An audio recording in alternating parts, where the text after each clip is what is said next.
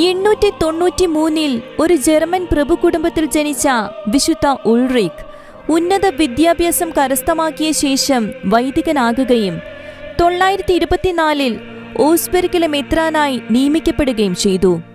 ദിവസവും രാവിലെ 3 മണിക്ക് എഴുന്നേറ്റ് പ്രാർത്ഥിച്ചിരുന്ന അദ്ദേഹം ജനങ്ങളുടെ ആത്മീയവും ഭൗതികവുമായ ആവശ്യങ്ങൾ നിറവേറ്റുന്നതിൽ ബദ്ധശ്രദ്ധനായിരുന്നു.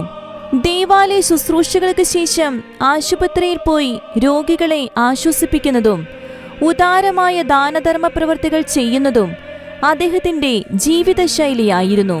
കഠിനമായ ഉപവാസവും പ്രായശ്ചിത്ത പ്രവൃത്തികളും ചെയ്തിരുന്ന അദ്ദേഹം വൈക്കോലിലാണ് കിടന്നിരുന്നത്.